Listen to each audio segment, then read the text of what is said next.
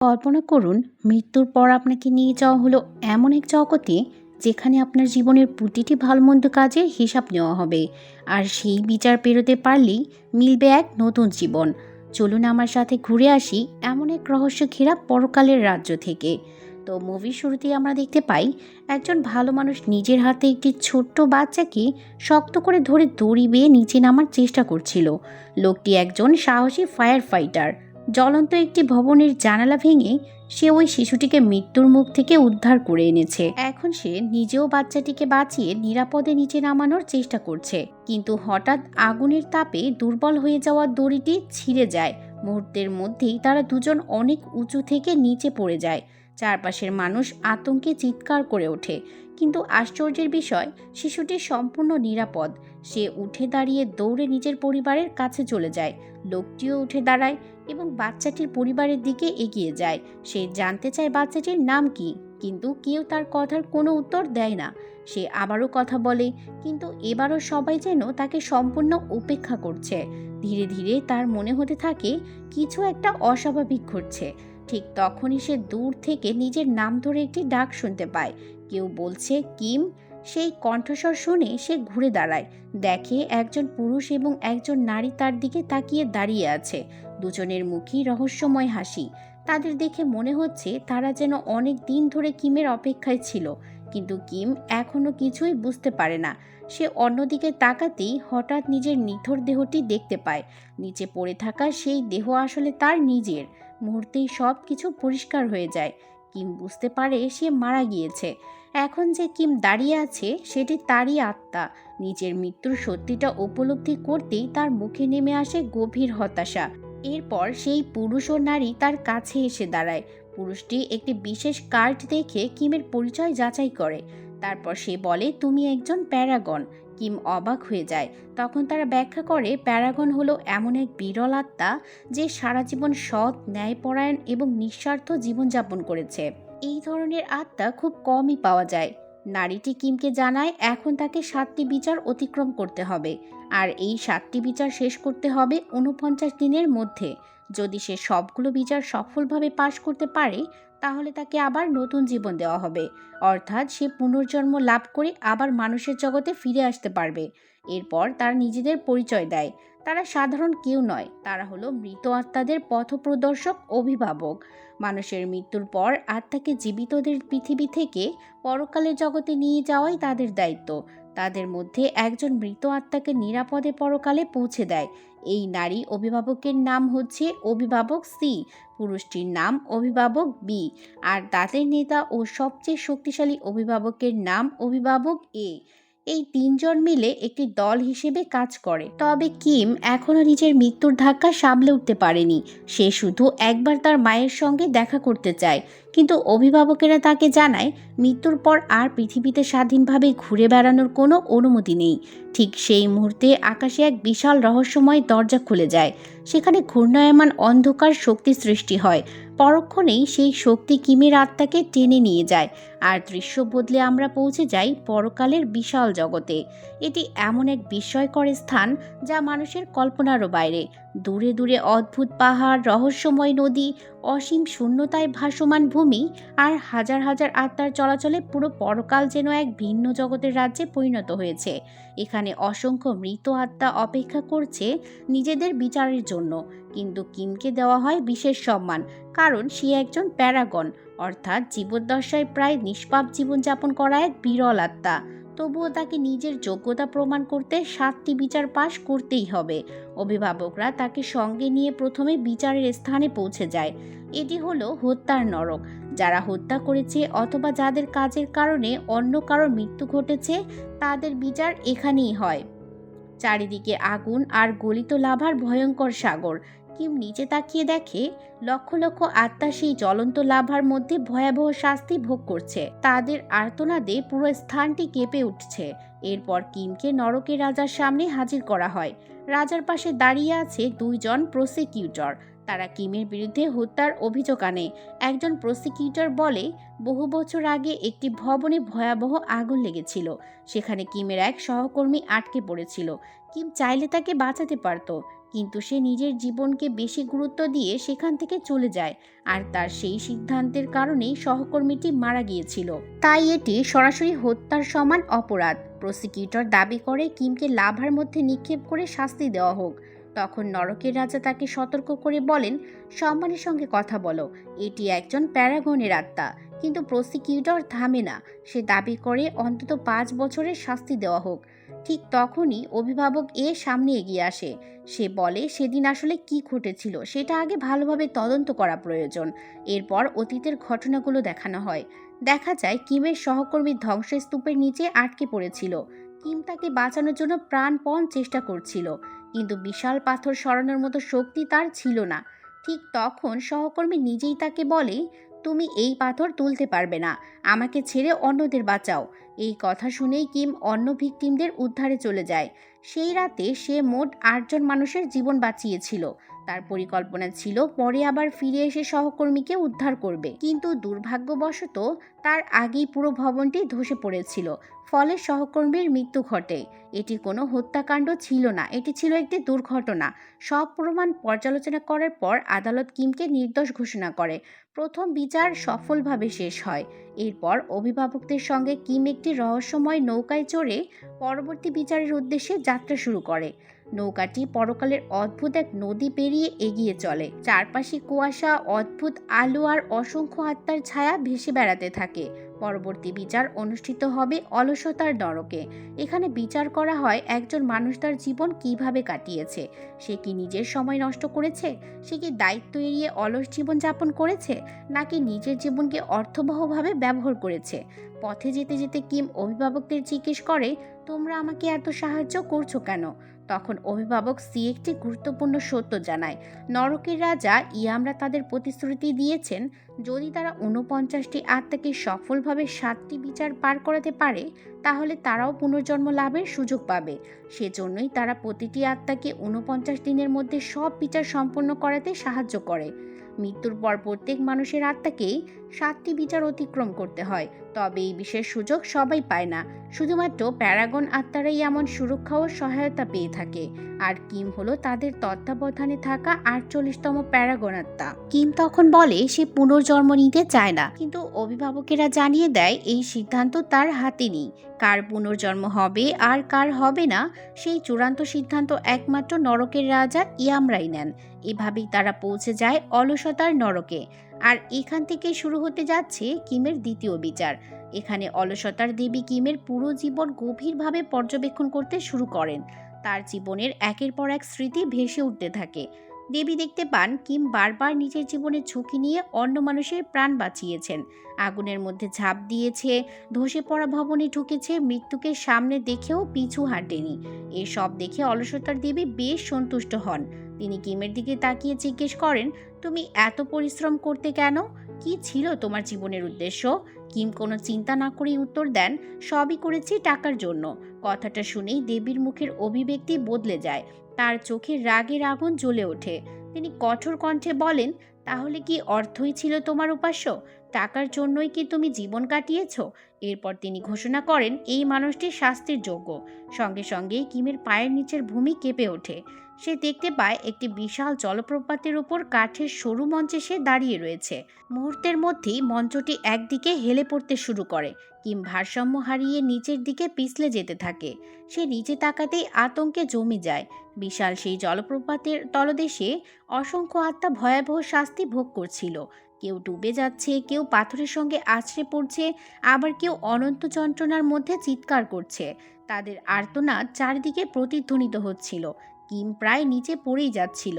ঠিক সেই মুহূর্তে অভিভাবক এবং অভিভাবক বি ঝাঁপিয়ে পড়ে তাকে ধরে ফেলে। অল্পের জন্য সে ভয়ঙ্কর শাস্তি থেকে রক্ষা পেয়ে যায়। এরপর অভিভাবকেরা দেবীর সামনে সত্যিটা তুলে ধরেন। তারা বলেন কিম কখনো নিজের বিলাসিতার জন্য অর্থ উপার্জন করেনি। সে দিনরাত পরিশ্রম করেছে শুধুমাত্র তার অসুস্থ মায়ের চিকিৎসার জন্য আর তার ছোট ভাইয়ের লেখাপড়ার খরচ চালানোর জন্য। নিজে কষ্ট করে থেকেছে, কিন্তু পরিবারের দায়িত্ব থেকে কখনো পালিয়ে যায়নি। সবকিছু শোনার পর অলসতার দেবীর চোখে সত্যিটা পরিষ্কার হয়ে যায়। তিনি বুঝতে পারেন কিম অর্থকে ভালোবাসতো না, সে ভালোবাসতো তার পরিবারকে। টাকা ছিল শুধু তাদের বাঁচিয়ে রাখার একটি মাধ্যম মাত্র। সে নিজের জন্য নয়, অন্যদের জন্য জীবনভর সংগ্রাম করে গিয়েছে। অবশেষে দেবী কিমকে ক্ষমা করে দেন, আর দ্বিতীয় বিচারেও কিম সফলভাবে উত্তীর্ণ হয়। এরপর তারা যাত্রা শুরু করে পরবর্তী গন্তব্যের দিকে। সামনে অপেক্ষা করছে প্রতারণার নরক, যেখানে মিথ্যাবাদীদের বিচার করা হয়। যারা মিথ্যা বলে অন্যদের ক্ষতি করেছে তাদের ভয়াবহ শাস্তি দেওয়া হয় সেখানে। পরকালের অদ্ভুত নদী পেরিয়ে তাদের নৌকা এগিয়ে চলতে থাকে। চারপাশে ঘন কুয়াশা, অন্ধকার আকাশ আর রহস্যময় পরিবেশ। হঠাৎ করেই অপ্রত্যাশিত কিছু একটা ঘটে যায়। বিকট চেহারার ভয়ঙ্কর কিছু প্রাণী নদীর গভীরতা থেকে বেরিয়ে এসে নৌকায় আক্রমণ চালায়। তাদের চোখ রক্তলাল, শরীর বিকৃত আর আচরণ অত্যন্ত হিংস্র। অভিভাবকেরা বিস্মিত হয়ে যায়। এমন ঘটনা এর আগে কখনোই ঘটেনি। অভিভাবক দ্রুত পরিস্থিতি বিশ্লেষণ করতে থাকে। অবশেষে সে বুঝতে পারে পৃথিবীতে কিমের কোনো নিকট আত্মীয় সম্প্রতি প্রচণ্ড ক্ষোভ ও আক্রোশ নিয়ে মারা গিয়েছে।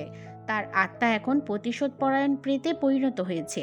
সেই অশান্ত আত্মাকেই পরকালের নিয়ম ভঙ্গ করে বিশৃঙ্খলা সৃষ্টি করছে।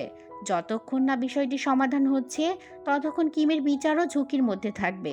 তাই অভিভাবক সিদ্ধান্ত নেয় তাকে পৃথিবীতে গিয়ে বিষয়টি তদন্ত করতে হবে। এরপর সে কিম ও বাকি অভিভাবকদের ছেড়ে পৃথিবীর উদ্দেশ্যে রওনা হয়। অন্যদিকে অভিভাবক বি এবং অভিভাবক সি কিমকে নিয়ে পৌঁছে যায় তৃতীয় বিচারের আদালতে। এটি হলো প্রতারণার নরক। এখানে কিমের বিরুদ্ধে নতুন অভিযোগ আনা হয়। প্রসিকিউটর জানায় যে সহকর্মী ভবন ধসে মারা গিয়েছিল তার একটি ছোট মেয়েও ছিল। বাবার মৃত্যুর পর মেয়েটিকে সত্যিটা জানানো হয়নি, বরং কিম বহু বছর ধরে মেয়েটির কাছে চিঠি লিখেছে। কিন্তু সেই চিঠিগুলো সে নিজের নামে লেখেনি। সে এমনভাবে লিখেছে যেন মেয়েটির মৃত বাবাই তাকে চিঠি পাঠাচ্ছেন। অর্থাৎ কিম ইচ্ছাকৃতভাবে তাকে প্রতারণা করেছে। এছাড়াও কিম নিজের মায়ের কাছেও নিয়মিত মিথ্যা বলতো। চিঠিতে সে লিখত সে নাকি বিয়ে করেছে, তার একটি ছেলেও রয়েছে, সে সুখে শান্তিতে সংসার করছে। কিন্তু বাস্তবতা ছিল সম্পূর্ণ ভিন্ন। কিম প্রায় 15 বছর আগে বাড়ি ছেড়ে চলে গিয়েছিল। এরপর সে আর কখনো পরিবারের কাছে ফিরে যায়নি। তার জীবনের অধিকাংশ কথাই ছিল মিথ্যার উপর দাঁড়িয়ে। আদালত তখন কিমকে জিজ্ঞেস করে, তুমি কেন এই মিথ্যা কথাগুলো বলেছিলে? কিন্তু কিম চুপ করে থাকে, সে কোনো উত্তর দেয় না। মুহূর্তের মধ্যে আদালতের শাস্তি কার্যকর হতে শুরু করে। অসংখ্য লতাগুল্ম মাটির নিচ থেকে বেরিয়ে এসে কিমকে শক্ত করে বেঁধে ফেলে। সেগুলো ধীরে ধীরে তার মুখের দিকে এগিয়ে আসে, যেন তার জিহ্বা কেটে নেওয়ার জন্য প্রস্তুত। ঠিক তখনই অভিভাবক সি সামনে এগিয়ে আসে। সে আদালতকে থামিয়ে দেয়। অভিভাবক সি বলে, হ্যাঁ কিম মিথ্যা বলেছিল, কিন্তু সে কখনো নিজের লাভের জন্য মিথ্যা বলেনি। এরপর সে সত্যিটা ব্যাখ্যা করতে শুরু করে। সহকর্মীর মেয়েটি তখন খুবই ছোট ছিল। সে যদি বাবার মৃত্যুর খবর জানতে পারত তাহলে মানসিকভাবে ভেঙে পড়ত, তার পড়াশোনা ও ভবিষ্যৎ ধ্বংস হয়ে যেত। তাই কিম বাবার পরিচয়ে চিঠি লিখে তাকে আশা জুগিয়েছে, ভালোবাসা দিয়েছে। মেয়েটি বিশ্বাস করত তার বাবা এখনও তাকে ভালোবাসেন। এই বিশ্বাস নিয়েই সে বড় হয়েছিল। পরে যখন সে সত্যিটা জানতে পারে তখন রাগ করেনি, বরং কিমের প্রতি কৃতজ্ঞ হয়েছিল, কারণ সে বুঝেছিল কিম তার শৈশবটাকে বাঁচিয়ে রেখেছিল।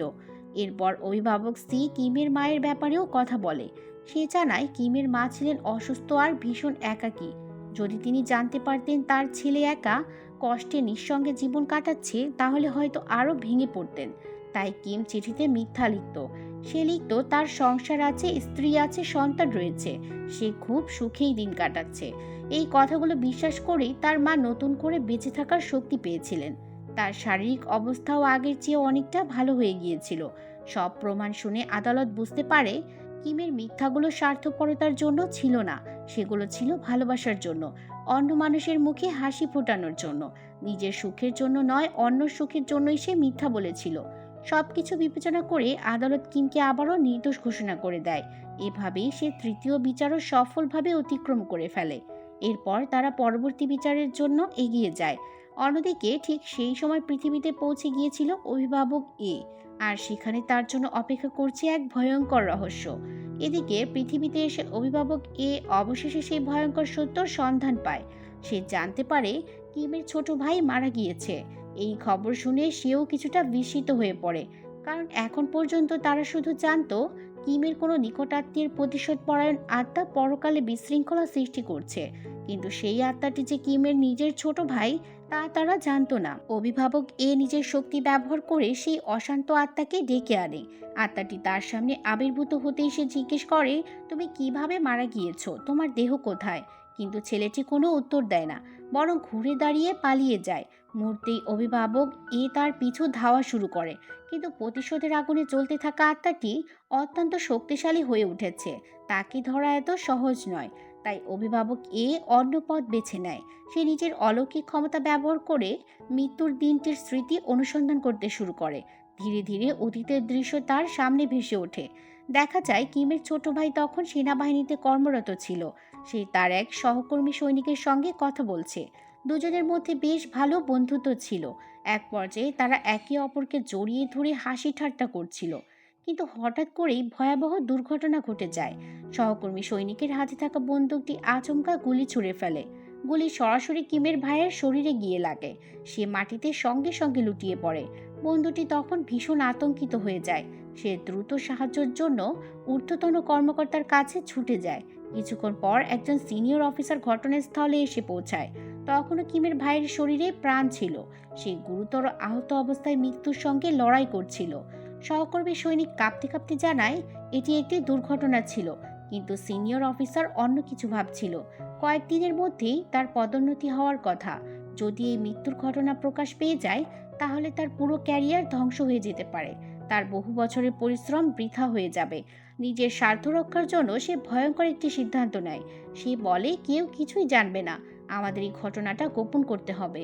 এরপর তারা আহত সৈনিককে বাঁচানোর জন্য চেষ্টা না করে পুরো ঘটনাটি চাপা দেওয়ার পরিকল্পনা করে। সবচেয়ে ভয়ঙ্কর বিষয় হলো, যখন তারা তাকে নিয়ে যায় তখনও সে পুরোপুরি মারা যায়নি।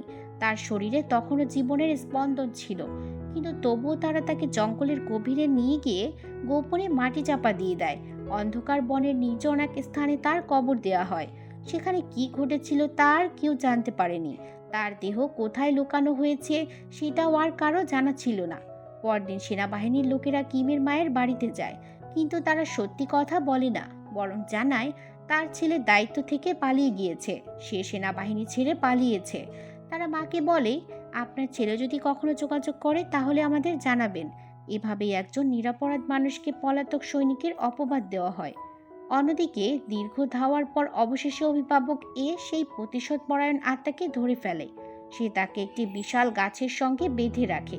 তারপর শান্ত কণ্ঠে বলে, তোমাকে আমার সঙ্গে পরকালে যেতে হবে, নইলে কিমের বিচারগুলো বিপদের মধ্যে পড়ে যাবে। কিন্তু ছোট ভাইয়ের আত্মা তাচ্ছিল্যের হাসি হেসে বলে, কিম যে আমাদের 15 বছর আগে ছেড়ে চলে গিয়েছিল, আমি তার জন্য কেন চিন্তা করব? সে আমার কাছে কিছুই নয়। আমি তোমার সঙ্গে কোথাও যাব না। তার চোখে তখন শুধু প্রতিশোধের আগুন। সে চিৎকার করে বলে, আমি আগে আমার খুনিদের শাস্তি দেব। ওরা আমাকে জীবন্ত অবস্থায় মাটি চাপা দিয়েছিল, আমি তখনও বেঁচে ছিলাম। এই কথাগুলো শুনে অভিভাবক এ হঠাৎ থমকে যায়, কারণ এই ঘটনা তার নিজের বহু পুরনো স্মৃতির সঙ্গে যেন অদ্ভুতভাবে মিলে যায়। এক মুহূর্তের জন্য তার মানব জীবনের অস্পষ্ট স্মৃতিগুলো চোখের সামনে ভেসে ওঠে। যদিও সে পুরো বিষয়টি মনে করতে পারে না, তবুও কথাগুলো তার মনে গভীর আঘাত করে। অবশেষে সে ছোট ভাইয়ের আত্মাকে সঙ্গে নিয়ে এগিয়ে যায়। সে তাকে এমন একটি দৃশ্য দেখাতে চায় যা হয়তো তার দৃষ্টিভঙ্গি বদলে দিতে পারে। কিছুক্ষণ পর তারা কিমের মায়ের বাড়ির কাছে পৌঁছে যায়। সেখানে তারা দেখতে পায় যে সৈনিকের বন্দুক থেকে দুর্ঘটনাবশত গুলি বের হয়েছিল সে বাড়ির বাইরে দাঁড়িয়ে রয়েছে। তার অবস্থা ভীষণ খারাপ। সে মদ্যপ অবস্থায় টলছিল। বহু বছর ধরে অপরাধবোধ তাকে ভেতর থেকে ধ্বংস করে দিচ্ছে। সে কিমের মায়ের হাতে একটি মানচিত্র তুলে দেয়। মানচিত্রের একটি স্থানে লাল চিহ্ন দেওয়া রয়েছে। সেই চিহ্নটি দেখাচ্ছে কোথায় কিমের ভাইয়ের দেহ গোপনে কবর দেওয়া হয়েছিল। তখন বোঝা যায় সৈনিকটি আসলে খারাপ মানুষ ছিল না। সে সত্যিই কিমের ভাইয়ের বন্ধু ছিল, কিন্তু ভয়ে, দুর্বলতা এবং পরিস্থিতির চাপে সে ভুল সিদ্ধান্ত নিয়েছিল। আর সেই ভুলের বোঝা বয়ে বয়ে সে নিজেও ভেঙে পড়েছে। বছরের পর বছর ধরে অপরাধবোধ তাকে গ্রাস করেছে। অবশেষে সে আর সহ্য করতে পারে না। অনুশোচনায় ভেঙে পড়ে সে আত্মহত্যা করার সিদ্ধান্ত নেয়। একটি দড়ি গলায় পেঁচিয়ে নিজের জীবন শেষ করতে উদ্যত হয়। এই দৃশ্য দেখে কিমের ভাইয়ের আত্মা স্তব্ধ হয়ে যায়। সে বুঝতে পারে তার বন্ধুও নিজের অপরাধের শাস্তি অনেক আগেই পেতে শুরু করেছে। তখন তার রাগ ধীরে ধীরে কমে আসে। সে তড়িঘড়ি করে অভিভাবক একে অনুরোধ করে, ওকে বাঁচান, দয়া করে ওকে বাঁচান। কিন্তু অভিভাবক মাথা নাড়ে। সে বলে, আমরা মানুষের জীবনে হস্তক্ষেপ করতে পারি না, এটা আমাদের জগতের নিয়মের বিরুদ্ধে। কিন্তু আত্মাটি যেন মরিয়া হয়ে উঠেছে। সে চিৎকার করে বলে, আপনি যদি ওকে বাঁচান, আমি আপনার সব কথা মেনে নেব। আপনি যা বলবেন তাই করব। কিছুক্ষণ নীরব থাকার পর অভিভাবক অবশেষে সিদ্ধান্ত নেয়। সে নিজের শক্তি ব্যবহার করে আত্মহত্যার দড়িটি কেটে ফেলে, আর মুহূর্তের মধ্যে সৈনিকটি মৃত্যুর মুখ থেকে ফিরে আসে। এভাবেই একটা জীবন রক্ষা পেয়ে যায়। আর কিমের ভাইয়ের হৃদয়ে জমে থাকা প্রতিশোধের আগুনও ধীরে ধীরে নিভতে শুরু করে। এদিকে পরকালে কিম ইতিমধ্যেই 3টি বিচার সফলভাবে সম্পন্ন করেছে। এবার তার সামনে ছিল চতুর্থ ও পঞ্চম বিচার। কিন্তু তার জীবন এতটাই সৎ ও নিঃস্বার্থ ছিল যে বিশেষ বিবেচনায় এই দুটি বিচার তার জন্য এড়িয়ে দেওয়া হয়। ফলে কিম সরাসরি পরবর্তী গুরুত্বপূর্ণ বিচারের দিকে এগিয়ে যায়। চতুর্থ ও পঞ্চম বিচার ছিল যথাক্রমে অন্যায়ের নরক এবং বিশ্বাসঘাতকতার নরক। এই দুই নরকে বিচার করা হয় সেই সব মানুষকে যারা হৃদয়হীনভাবে অন্যদের প্রতি অন্যায় করেছে কিংবা বিশ্বাস ভঙ্গ করেছে। যারা স্বার্থের জন্য প্রিয়জনদের সঙ্গে বিশ্বাসঘাতকতা করেছে, তাদের জন্য অপেক্ষা করে ভয়াবহ শাস্তি। কিন্তু কিমের জীবনের সব স্মৃতি পর্যালোচনা করে দেখা যায় সে কখনো এইসব পাপ করেইনি। তাই বিশেষ অনুমতিতে এই দুটি বিচার তার জন্য বাতিল করে দেওয়া হয়। ফলে কিম সরাসরি ষষ্ঠ বিচারের দিকে এগিয়ে যায়। এটি হলো হিংস্রতার নরক। এখানে মানুষের রাগ, নিষ্ঠুরতা এবং শারীরিক নির্যাতনের বিচার করা হয়। কিমকে আদালতের মাঝখানে দাঁড় করানো হয়েছে। এরপর তার বিরুদ্ধে গুরুতর একটি অভিযোগ আনা হয়। প্রসিকিউটর জানায়, কিম একসময় নিজের ছোট ভাইকে নির্মমভাবে মারধর করেছিল। এই অভিযোগ শুনে কিমের মুখের রং বদলে যায়। তার চোখে গভীর কষ্টের ছাপ ফুটে ওঠে। স্মৃতির পর্দায় দেখা যায় তখন তার ছোট ভাই অপুষ্টিতে ভুগছিল। দুর্বল শরীর, অসুস্থ অবস্থা আর চরম দারিদ্র্যের মধ্যে দিন কাটছিল তাদের। তবুও একদিন কিম তাকে প্রচণ্ড মারধর করেছিল। আদালত জানতে চায় কেন, কিন্তু কিম কোনো উত্তর দেয় না। সে মাথা নিচু করে নীরব হয়ে দাঁড়িয়ে থাকে। সবচেয়ে আশ্চর্যের বিষয় হলো অভিভাবক বি এবং অভিভাবক সিও এই ঘটনার প্রকৃত কারণ জানে না। তারা কিমের জীবনে প্রায় সব কিছু জানলেও এই রহস্য এখনও অজানা। নীরবতাকে অপরাধ শিকার হিসেবে ধরা হয়। তাই হিংস্রতার নরকের বিচারক শাস্তি কার্যকর করার প্রস্তুতি নিতে শুরু করে। ঠিক তখনই অভিভাবক বি এবং অভিভাবক সি পৃথিবীতে থাকা অভিভাবক এর সঙ্গে যোগাযোগ করে। তারা জানায় কিমের অবস্থা খুবই সংকটজনক। এই বিচারেই সে দোষী সাব্যস্ত হতে পারে। সব কথা শুনে অভিভাবক একটি অসাধারণ সিদ্ধান্ত নেয়। সে আদালতের কাছে সম্মিলিত চূড়ান্ত রায়ের আবেদন করে।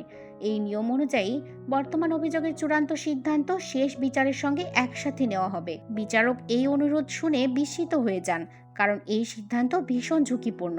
যদি শেষ বিচারে কিম ব্যর্থ হয়, তাহলে শুধু কিমই নয়, তার সঙ্গে থাকা 3 অভিভাবকও তাদের বিশেষ অধিকার হারাবে। পুনর্জন্ম লাভের যে সুযোগ তারা এতদিন ধরে সংগ্রাম করে এসেছে, সেটিও নষ্ট হয়ে যাবে। তবুও অভিভাবক নিজের সিদ্ধান্তে অটল থাকে। অবশেষে আবেদনটি গ্রহণ করা হয়। এরপর কিমকে নিয়ে যাওয়া হয় শেষ বিচারের দিকে। এদিকে পৃথিবীতে অভিভাবক ধীরে ধীরে কিমের ছোট ভাইয়ের প্রতিশোধ পরায়ণ আত্মাকে শান্ত করতে সক্ষম হয়েছে। এখন সে আগের মতো উদ্ধত নেই, বরং সহযোগিতা করতে রাজি হয়েছে। অন্যদিকে কিম প্রবেশ করে তার জীবনের সবচেয়ে গুরুত্বপূর্ণ বিচার ক্ষেত্রে। এটি হলো মাতৃভক্তির নরক। এখানে বিচার করা হয় একজন সন্তান তার বাবা মায়ের প্রতি কতটা দায়িত্বশীল ও শ্রদ্ধাশীল ছিল। এই বিচারকে সবচেয়ে কঠিন বিচারগুলোর একটি বলা হয়, কারণ এখানে মানুষের হৃদয়ের গভীরে লুকিয়ে থাকা সত্য প্রকাশ পায়। বিশাল মরুভূমির মতো এক রহস্যময় জগতের মধ্য দিয়ে কিম এবং অভিভাবকেরা এগিয়ে চলতে থাকে। চারিদিকে শুধু বালু আর বালু। দূরে দূরে ধুলোর ঘূর্ণি আকাশের দিকে উঠে যাচ্ছে। পরিবেশ এতটাই নিঃসঙ্গ যে মনে হয় পুরো পৃথিবীতে আর কেউ নেই। হাঁটতে হাঁটতে অভিভাবক সি হঠাৎ কিমকে জিজ্ঞেস করে, একটা কথা সত্যি করে বলো তো, তুমি কি সত্যি একসময় নিজের মাকে হত্যা করার চেষ্টা করেছিলে? প্রশ্নটি শুনে কিম দীর্ঘক্ষণ চুপ থাকে। তারপর ধীরে ধীরে মাথা নিচু করে। অবশেষে সে বলে, হ্যাঁ। অভিভাবকেরা বিস্মিত হয়ে যায়। কিম ভারী কণ্ঠে বলতে শুরু করে, তখন আমাদের কাছে কোনো টাকা ছিল না। আমরা ভয়ঙ্কর দারিদ্র্যের মধ্যে বেঁচেছিলাম। মা ভীষণ অসুস্থ ছিলেন। প্রতিদিন তাকে কষ্ট পেতে দেখতাম। আমি কিছুই করতে পারছিলাম না। এসব কথা বলেই তার চোখে জল চলে আসে। সে বলতে থাকে, আমি মায়ের যন্ত্রণা আর সহ্য করতে পারছিলাম না। তাই আমি ভেবেছিলাম যদি তাকে মেরে ফেলি তাহলে অন্তত তার কষ্ট শেষ হয়ে যাবে। এই কথা শুনে অভিভাবকেরা স্তব্ধ হয়ে যায়। কিম এরপর আরও ভয়াবহ সত্য স্বীকার করে। সে বলে, শুধু মাকেই নয়, আমি পরিকল্পনা করেছিলাম আগে মাকে হত্যা করব, তারপর আমার ছোট ভাইকে, সব শেষে নিজেও মারা যাব। আমি ভেবেছিলাম এইভাবেই আমাদের সব কষ্টের অবসান হবে। সেই রাতের স্মৃতি তার সামনে ভেসে ওঠে। দেখা যায় সে একটি বালিশ হাতে নিয়ে মায়ের কাছে এগিয়ে যাচ্ছিল। ঠিক তখনই তার ছোট ভাই বিষয়টি বুঝে ফেলে। সে ঝাঁপিয়ে পড়ে কিমকে থামিয়ে দেয়। দুজনের মধ্যে ধস্তাধস্তি শুরু হয়ে যায়। রাগ, হতাশা আর অসহায়তার মুহূর্তে কিম নিজের ভাইকে মারধর করে বসে। এটাই ছিল সেই ঘটনার প্রকৃত কারণ। কিম কাপা গলায় বলে, এরপর থেকেই আমি অপরাধ বোধে ভুগতে শুরু করি। নিজেকে আর ক্ষমা করতে পারিনি, তাই বাড়ি ছেড়ে চলে গিয়েছিলাম। আমি সিদ্ধান্ত নিয়েছিলাম জীবনের বাকি সময়টা শুধু তাদের জন্যই কাজ করব। দূরে থাকলেও তাদের সাহায্য করব, আর চিঠির মাধ্যমে খোঁজ খবর রাখব। তার কণ্ঠে তখন গভীর অনুশোচনা। এদিকে পৃথিবীতে অন্য এক নাটকীয় ঘটনা ঘটছে। অভিভাবক এ এবং কিমের ছোট ভাইয়ের আত্মা সেনাঘাটির দিকে যায়। সেখানে তারা দেখতে পায় কিমের মা হাতে সেই মানচিত্র নিয়ে এসে পৌঁছেছেন। তিনি নিজের ছেলের কবর খুঁজতে এসেছেন। বহু বছরের অপেক্ষার পর অবশেষে তিনি সত্যর কাছে পৌঁছাতে চলেছেন। কিন্তু দুর্নীতিগ্রস্ত সেই সিনিয়র অফিসারও বিষয়টি দেখে ফেলে। মানচিত্রটি দেখেই সে আতঙ্কিত হয়ে ওঠে, কারণ সত্য প্রকাশ পেলে তার সব অপরাধ সামনে চলে আসবে। নিজেকে বাঁচানোর জন্য সে আবারও জঘন্য কাজ করে বসে। সে বৃদ্ধা মাকে আক্রমণ করে, ধাক্কা মেরে মাটিতে ফেলে দেয়। এই দৃশ্য দেখে কিমের ছোট ভাইয়ের আত্মা প্রচণ্ড ক্রোধে ফেটে পড়ে। তার চারপাশে ভয়ঙ্কর কালো শক্তি জমা হতে শুরু করে। আকাশ কালো হয়ে যায়, প্রচণ্ড ঝড় সৃষ্টি হয়ে যায়। চারদিকে বজ্রপাত শুরু হয়। মনে হয় প্রকৃতি যেন তার রাগে কাঁপছে। সে প্রতিশোধ নিতে অফিসারের দিকে এগিয়ে যায়। আর মাত্র কয়েক মুহূর্তের মধ্যেই সে লোকটিকে হত্যা করতে যাচ্ছিল। ঠিক তখনই সে এক ভয়াবহ দৃশ্য দেখতে পায়। পরকালে কিমের অবস্থা দ্রুত খারাপ হতে শুরু করেছে। মাতৃভক্তির নরকের বিশাল মরুভূমির বালু হঠাৎ জীবন্ত হয়ে ওঠে। সেই বালু কিমকে নিচের দিকে টেনে নিতে শুরু করে। ধীরে ধীরে সে বালুর মধ্যে ডুবে যাচ্ছে, কারণ পৃথিবীতে ছোট ভাইয়ের আত্মার রাগ আবারও পরকালের ভারসাম্য নষ্ট করে দিচ্ছিল। যত তার ক্রোধ বাড়ছে, তত কিমের বিচার বিপদের মুখে পড়ছে। এটা বুঝতে পেরে ছোট ভাইয়ের আত্মা সঙ্গে সঙ্গে থেমে যায়। নিজের প্রতিশোধের চেয়েও বড় হয়ে ওঠে ভাইকে বাঁচানোর ইচ্ছা। সে নিজের রাগ নিয়ন্ত্রণ করার চেষ্টা করে। অন্যদিকে কিম প্রাণপণ চেষ্টা করছে বালুর ফাঁদ থেকে বেরিয়ে আসতে, কিন্তু বালু তাকে ক্রমশ নিচের দিকে টেনে নিয়ে যাচ্ছে। অবশেষে সবকিছু শেষ প্রান্তে এসে কিমকে নিয়ে যাওয়া হয় নরকের সর্বোচ্চ শাসক রাজা ইয়ামরার সামনে। এটাই তার চূড়ান্ত বিচার। এই বিচার পাশ করতে পারলে সে পুনর্জন্ম লাভ করবে, আর ব্যর্থ হলে তার জন্য অপেক্ষা করছে সম্পূর্ণ ভিন্ন এক পরিণতি। অবশেষে কিমকে রাজা ইয়ামরার বিশাল বিচার সভায় দাঁড় করানো হয়। চারপাশে গভীর নীরবতা। মনে হয় পুরো পরকাল যেন এই একটি রায়ের অপেক্ষায় রয়েছে। এটাই তার শেষ বিচার। এখানেই নির্ধারণ হবে সে পুনর্জন্ম লাভ করবে নাকি চিরতরে শাস্তির পথে চলে যাবে। এরপর আদালতের সামনে কিমের শেষ পাপটি পাঠ করা হয়। অভিযোগ, নিজের মাকে হত্যার চেষ্টা। এই কথাগুলো শুনে কিম মাথা নিচু করে দাঁড়িয়ে থাকে। তার কাছে আর আত্মপক্ষ সমর্থনের কোনো ভাষাই নেই। তখন রাজা ইয়ামরার আদালতে সেই বহু বছরের পুরনো রাতের স্মৃতি আবারও ভেসে ওঠে। একটি ছোট অন্ধকার ঘর। অসুস্থ মা ঘুমিয়ে আছেন বলে মনে হচ্ছিল, আর পাশে দাঁড়িয়েছিল হতাশা, দারিদ্র্য আর অসহায়তায় ভেঙে পড়া কিম। তার হাতে ছিল একটা বালিশ। ঠিক তখনই বিচার সভায় ভয়ঙ্কর সত্যটি প্রকাশ পায়।